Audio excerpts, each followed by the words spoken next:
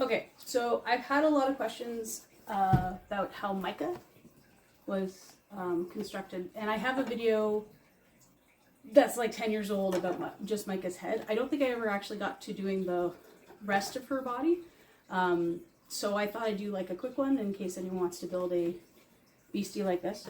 So I'll come back to her head, or you can watch the old video. I don't know if it'll be the same. I have no idea. Anyway, these are her feet.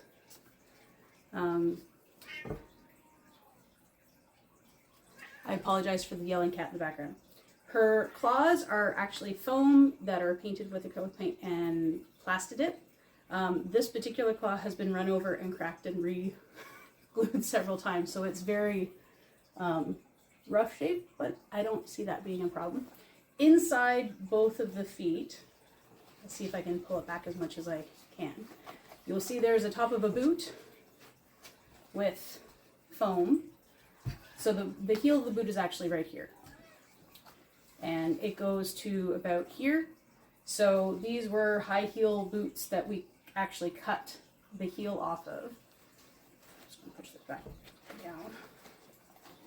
And then underneath of it, through here, is fiberglass to reinforce the arch because we cut the heel off. It needed to support. And then these are actually really heavy because we wanted to make sure that when we were pushing our foot forward, we sort of felt exactly where our feet were. So underneath, like the toes themselves are foam, but here there are 3 hockey pucks, and you can actually see them more. There's 1, there's 2, there's 3, that we fiberglass together, fiberglass to the boot, so that it had a really good solid structure, so when we were running around, etc. Here you can see the boots with the fiberglass and the hockey pucks. Makes it a little easier. And here are the foam claws.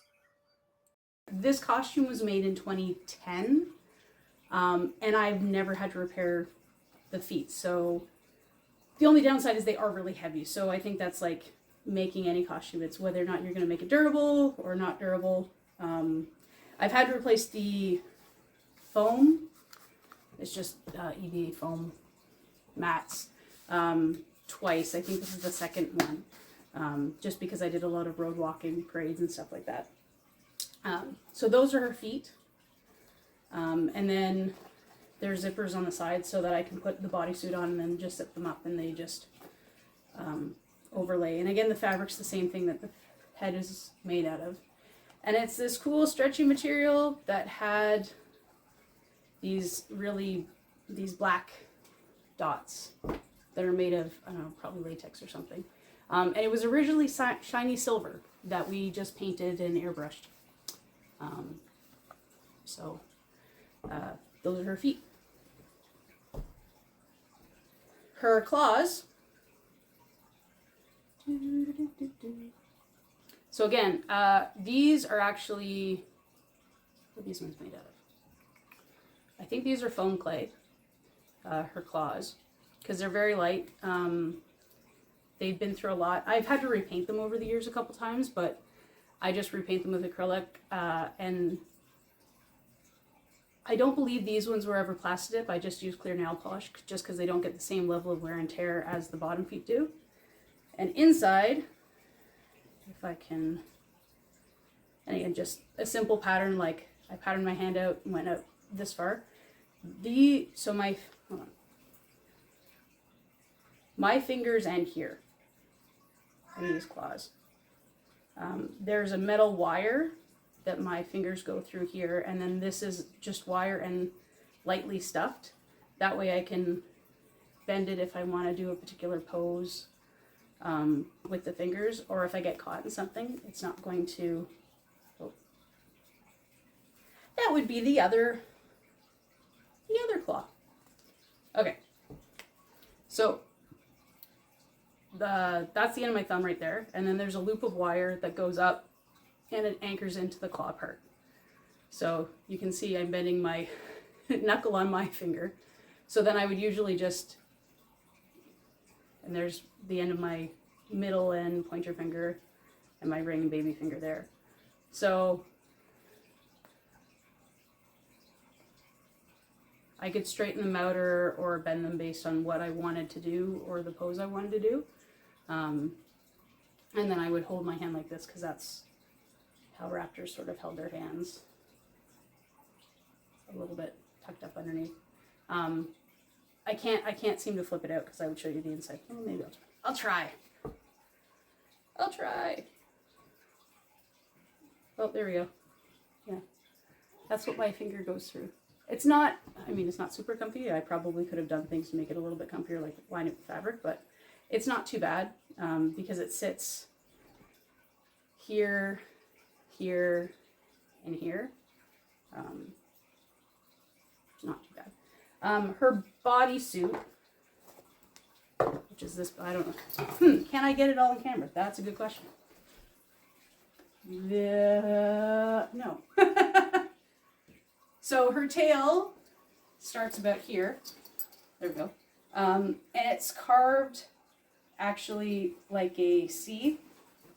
Hold on. C shape. This way. So that came underneath my legs a little bit so I could have the pelvic bone down here. This is all solid foam till about here. And then I did the foam vertebrae at the tip so I could get that nice little wiggle with very, very little movement from my end. And again, I can pull this all out and I'll show you that after I'm done showing the rest of her.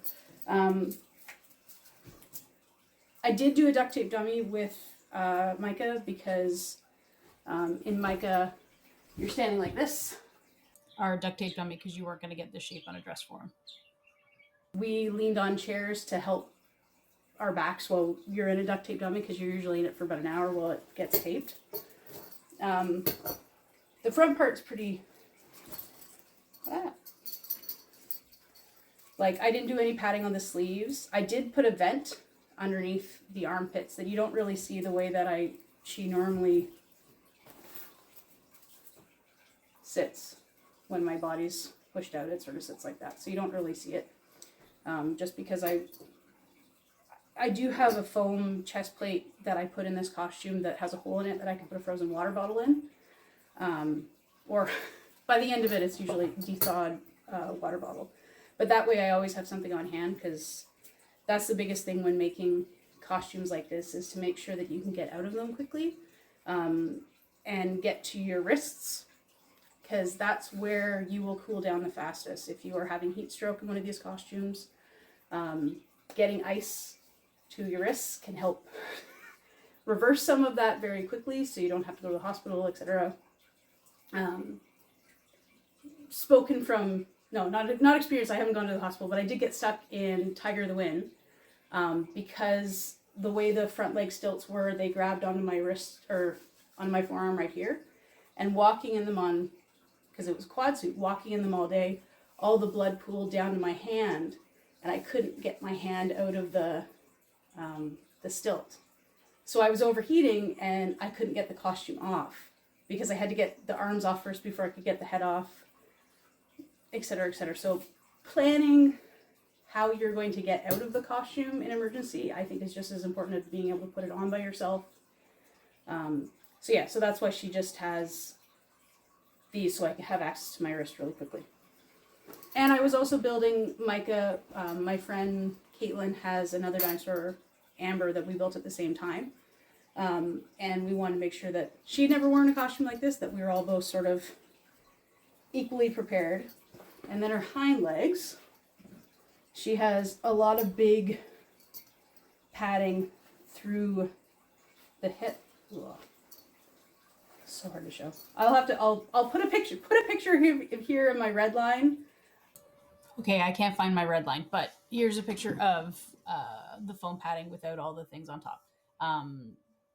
If you don't know what a red line is, it's a trick for some costumers. I don't know if everyone does them, but I definitely do when I'm trying to change my shape from person-shaped to not person-shaped. I will make the pose that I'm probably going to be in and then draw in it over Photoshop or Paint or any of those programs to see where I need to add padding to make my shape not me. So like The boot has the hawk. The top part of like your heel, I guess, would be in your person.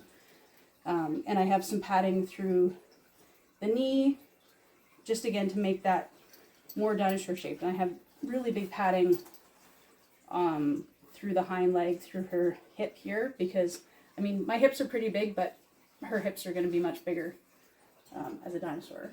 And then we'll peel her and see her what the inside's like. She's a little bit combobulated because I had her at FanFest and people could try her on and stuff like that. Okay, so inside here I have a pair of pants that I shoved down in there, and that is what all of my lining is actually attached to, so that I can take it out and I can wash it. And then yeah, so again, that's my butt padding, and then the tail would sit right here. And then here's the back of the tail. So there's my C shape. So I put cardboard at the back just to sort of give a little bit more of a barrier between me and the tail. And then I have this part that will make the transition from my back to her tail a little bit smoother. I have a belt that holds it around my waist. And then underneath, can you see it? Her pelvic bone is actually stuffed with cotton batting, just to make it fills out the pelvic bone, but also is softer. So if I have to do anything, I don't get caught in that.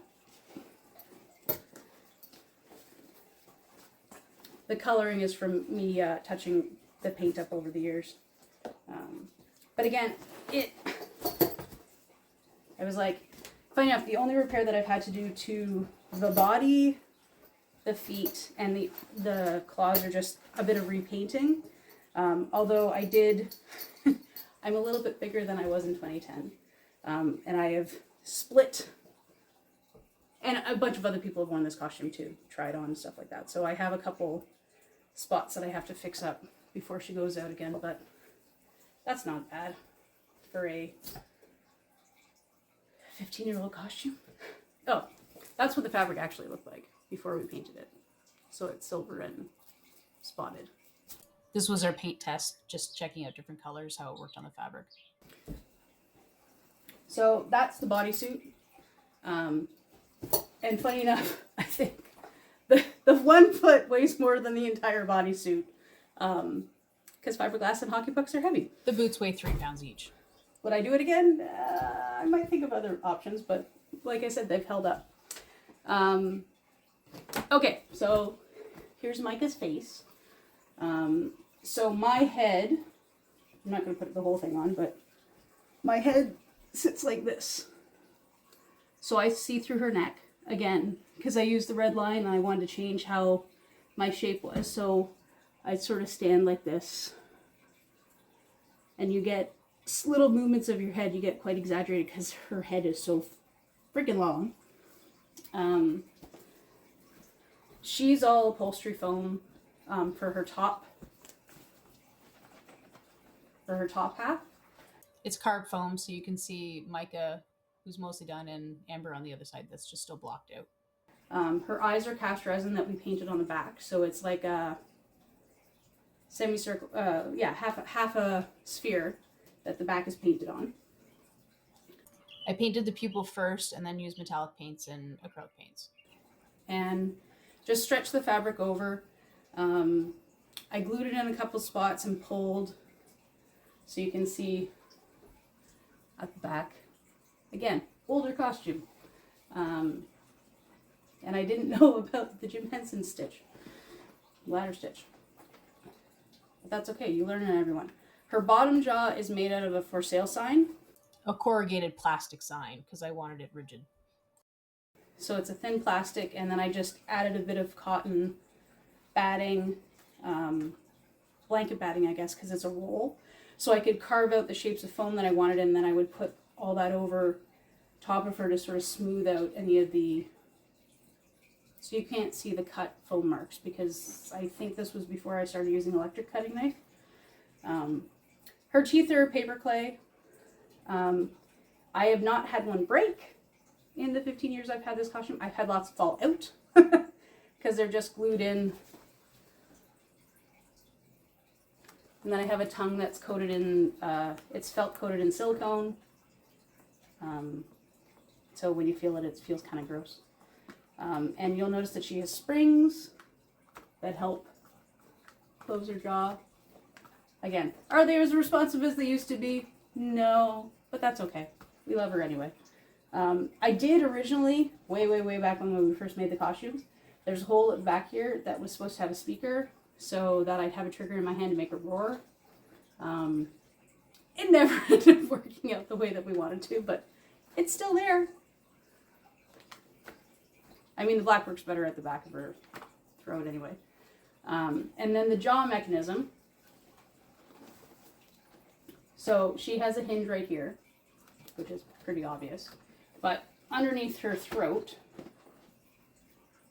there's a strap that goes from here all the way down here. And then I would put this harness, oh, I'm wrapped up in it.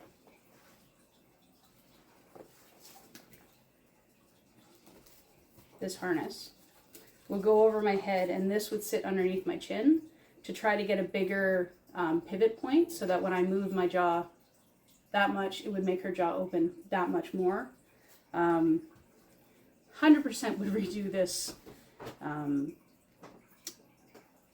to build this costume again, because we know a lot more now about puppetry and stuff like that. Or I know. The internet is a wonderful thing. You couldn't find a lot of the internet stuff. You know, like we looked at how the Jurassic Park dinosaurs were made in the first movie and how they were walking on stilts. We did not know that when we made these costumes. We were just like, how would we make them dinosaur shaped, and did red lines. So it's kind of fun that we did them the same way that they would have they did them. That's kind of cool.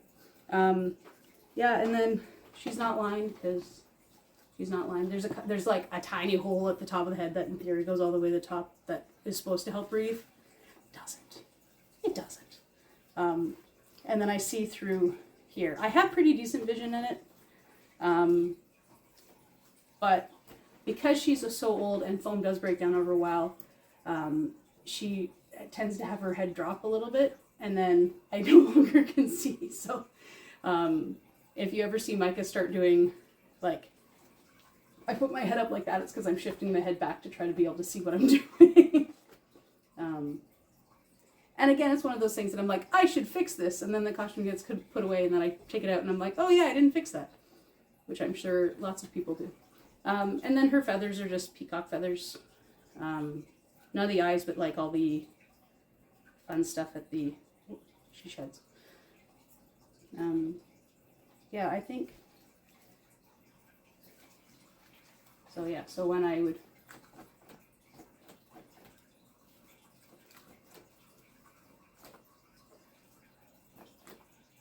and she's temperamental because sometimes this jaw mechanism works really well and sometimes it doesn't, and it's just the way that this sits on my head and how big my hair is and lots of other factors that I feel like I've learned over the years what not to do and what to do.